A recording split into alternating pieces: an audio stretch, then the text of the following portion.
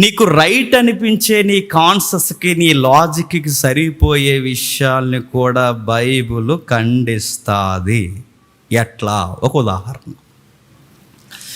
ఒక ఆవిడ చాలా ఘోరంగా పరిస్థితులన్నీ కరువు వచ్చేసినాయి దేశం అంతా, ఎటు పోవాలో అర్థం అవ్వట్లేదు.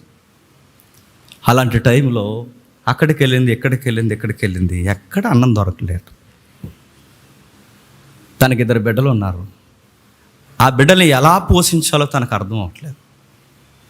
దుకాణం దగ్గరికి వెళ్ళింది, కిరాణా షాప్ దగ్గరికి. అయ్యా, మళ్ళీ పరిస్థితులు చక్కదిద్దిన తర్వాత నీ అప్పుడు నేను ఏదోలా తీర్చేస్తాను, ఈ లోపు నా బిడ్డలు బతకడానికి కొంచెం నాకు పట్టెడు అన్నం పెట్టండి అయ్యా, నా బిడ్డలకి నిత్యావసరాలు అవసరం ఏదో ఒకటి నాకు ఇవ్వండి అయ్యా అని అడిగితే ఆ వంకరోడు అన్నాడట, ఈ టైంలో కరెన్సీ నువ్వు ఇవ్వలేవు గనక, ఏది చేయలేవు గనక, నువ్వు నాతో తప్పు చేస్తే నీకు కావలసిన కిరాణా నేను ఇస్తానన్నాడట. ఆప్షన్ లేదు ఆవిడకి. తప్పు చేసింది ఆవిడ.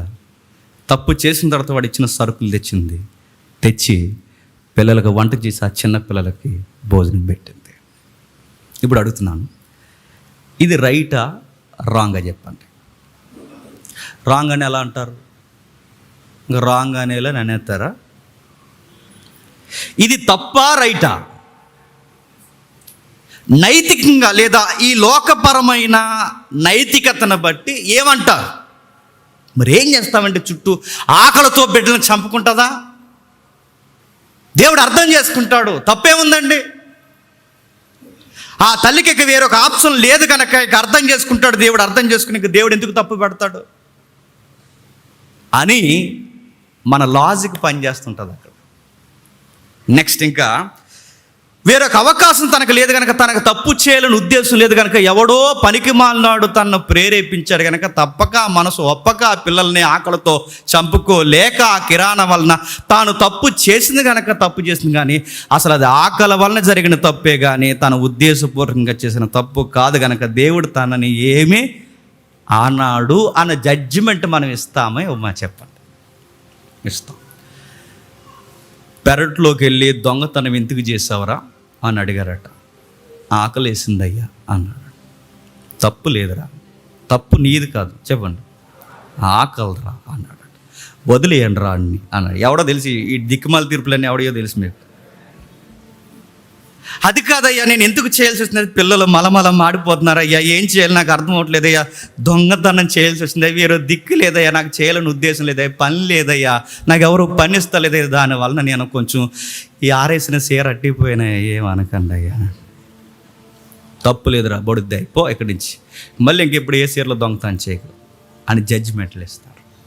నేను అడుగుతున్నాను, ఇది లోకానికి నచ్చుద్దండి, ఇది లోకానికి తప్పు కాదు. ఎవడ వెళ్ళాడట, యాడ్స్ మీరు చూస్తున్నారు, కొరియన్ యాడ్స్ చాలామంది షేర్ చేస్తారు. కొరియన్ యాడ్స్, ఆ కొరియన్ యాడ్స్ మీరు చూస్తున్నారు లేదు, ఎవరో బేకరీ దగ్గర కుర్రాడు నిలబడతాడు, చూస్తాడు, ఎవ్వరు పెట్టరు. ఆ కుర్రాడు వాండ్రు అలా తిరిగి లోపలికి వెళ్ళి పని చేసుకుంటున్న టైంలో ఒక బంద్ తీసుకొని తినేస్తాడు. ఏంట్రా నన్ను ఇలా లాక్కొట్టే సమయానికి ఆడు చెప్తాడు, కొన్ని వారాల నుంచి నాకు భోజనం లేదు అనగానే మళ్ళీ ఆ యజమాని హక్ చేసుకుని ఇంకో 2 బనలు పట్టుకెళ్ళు అన్నాడంట. ఇవన్నీ బాగుంటాయండి సొసైటీలో స్టోరీలు, ఇవన్నీ చెల్లుతాయండి సొసైటీలో. కానీ నువ్వు ఎన్ని కథలు చెప్పినా, ఎన్ని విషయాలు చెప్పినా, ఇదే లాజిక్ని, ఇదే విషయాన్ని, ఇదే సెంటిమెంట్ని, ఇదే ఎమోషనల్ థీమ్ లైన్ని బైబిల్ దగ్గర తెస్తే ఏమంటారు? ఖండిస్తాది. నీకు ఆకలేస్తే పాపం చేస్తావా అని అడుగుతుంది బైబిల్.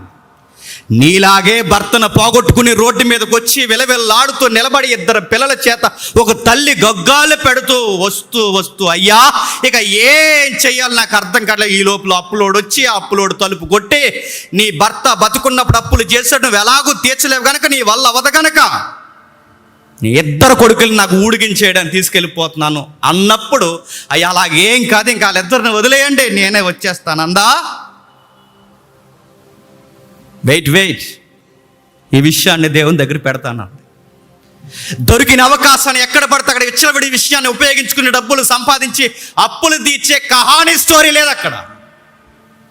తప్పెందుకు చేసావు అని అడిగితే ఈ మాట ఎవరైనా చూస్తే అనుకోండి, హైవే రోడ్లో చాలా మంది కనబడతారు మిడ్ నైట్ దాటితే. ఎందుకు చేస్తున్నావు తప్పని చాలా మంది నైట్ బీట్ వాళ్ళు అడిగితే వాళ్ళు చెప్పే లాజిక్ ఆన్సర్ ఏంటో తెలుసా? ఏం చేస్తామయ్యా చెప్పండి. పొట్టకుడు అడుక్కు తిను, పొట్టకూసు కోసం అయితే, పొట్టకూడు కోసం అయితే అడుక్కు తిను, ఒళ్ళెందుకు అమ్ముతున్నావు? బైబిల్ చెప్పింది ఏమని తెలుసా? కూటు కొరకు నీతి తప్పొద్దు, కూటు కొరకు నీతి తప్పొద్దు, నీతి కొరకు అవసరమైతే ఆకలితో చచ్చిపో, అంతే. నీతి కొరకు ఆకలితో చనిపో. నీతి తప్పి ఆకలి తీర్చుకుంటానంటే ఎవడు? ఈ లోకం నిన్ను సపోర్ట్ చేయొచ్చేమో, ఈ వక్తలు నిన్ను సపోర్ట్ చేయొచ్చేమో, ఈ లోకపు ఉపదేశాలు నిన్ను ఏమనకపోవచ్చేమో, కానీ నా గ్రంథం చెప్తుంది నీలాగా శ్రమలో, నీలాగా అప్పుల్లో, నీలాగా అన్నం దొరకని పరిస్థితుల్లో, గొడ్డ పరిస్థితుల్లో నిలబడిన ఒక తల్లి ఎలీసా దగ్గరకు వచ్చి మొరపెట్టుకుంటే నేను అప్పు తీర్చాను. నేను తప్పు చేయని ఆ తల్లి నా దగ్గరకు వచ్చి మొరపెట్టుకున్న అప్పు తీర్చా. ఆలస్యం అవ్వచ్చుగాక, టైం పట్టొచ్చుగాక, కానీ నీకు సహాయం చేయ యెహోవాను నేనున్నానని నువ్వెందుకు మర్చిపోయావని బైబిల్ ఏం చేస్తా చెప్పండి? ఖండిస్తా.